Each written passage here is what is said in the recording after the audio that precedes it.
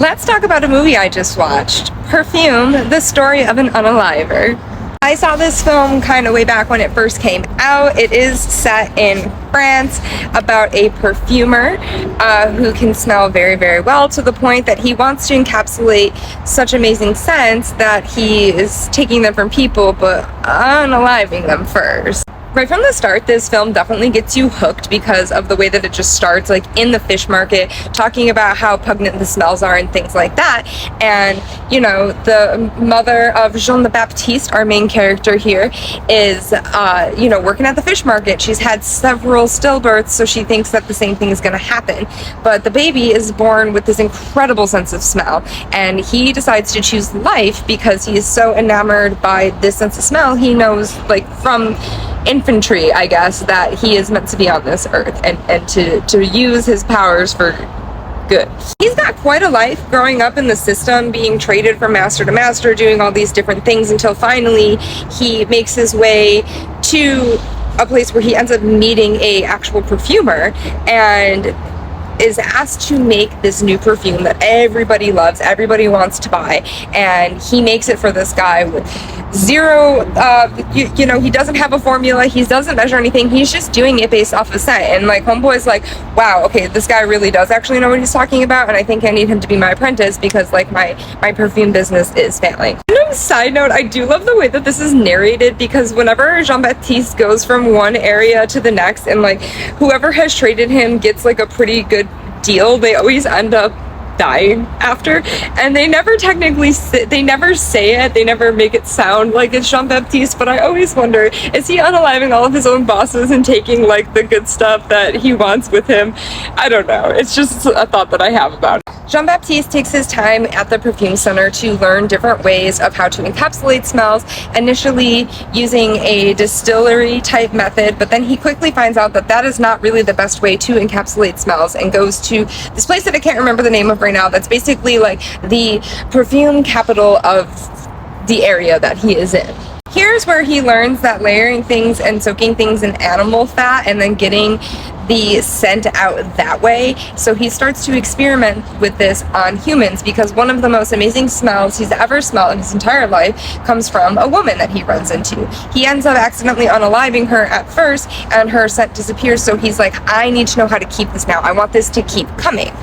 He's also learning about perfume. He's learning about like these specific notes and cores that you need to have for each scent to make the perfect scent, and how there's 12 bases that you need. And there was once a story about how somebody had the perfect scent, and for just a moment the entire world felt like they were in paradise and it was just complete ecstasy, but there's no way of knowing what that 13th scent was. So Jean-Baptiste is now, this is his goal, to create the perfect scent that is going to cause people to feel like they are in paradise. I guess after accidentally unaliving that first girl and then trying again to do the whole fat technique on a living person, and it goes very awry, he just starts to unalive everybody that he thinks smells good, and he is, it doesn't matter where they are, it doesn't matter what time of day it is, he's unaliving them, he's wrapping them in the fat, and then he's taking that stuff with them and leaving them bald and naked just out in the open for people to find.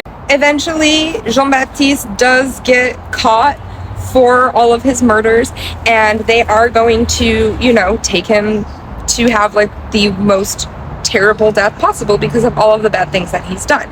But at this point, Jean-Baptiste has now already gotten his 13 ingredients for this perfect scent. He's got this in the jail cell with him, and he is ready to see how this affects people.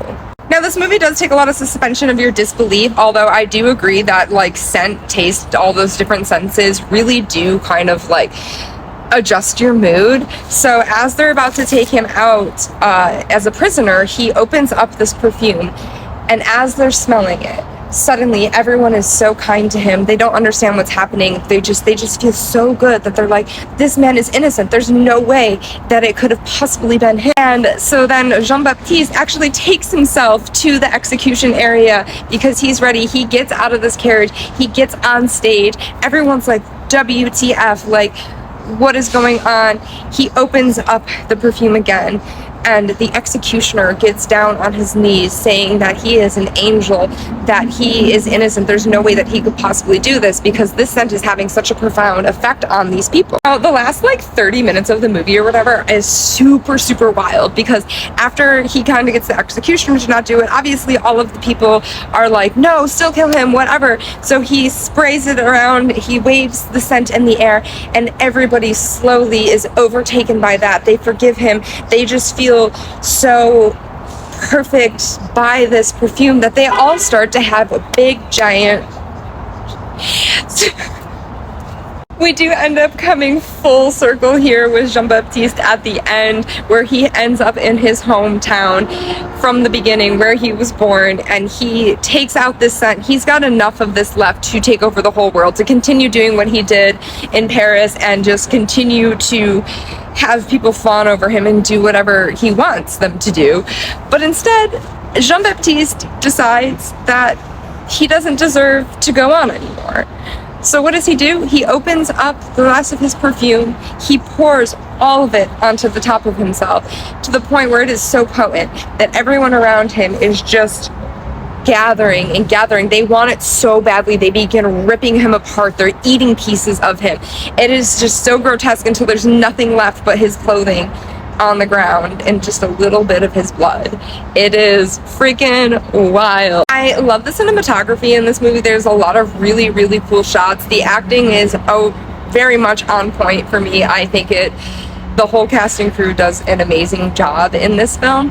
And on top of everything else, I mean, you actually do learn a lot about perfuming, which I found very interesting, that they take you through the process of that. Granted, I haven't looked it up to see how serious any of it is, but everything that I've seen in the film definitely sounds legit to me. And anytime, you know, you can be learning about something while watching an interesting movie, I just automatically like it so much better. If you like a good psychological thriller that's shot super well, has an interesting storyline, I highly recommend this one for you guys. Definitely go check it out. Even if I've potentially spoiled some things for you, I know that there's so much more that you can get out of that film. So I highly recommend it. If you have not seen it, if you have, go give it another watch. Like, freaking whatever. If you like a movie, watch it as many times as you want. I never understand the non-rewatchers. I'm like, if I like something, I want to keep watching it so I can keep catching on to things and I find more and more of like why I like the film. I never get tired of a film watching it over and over again.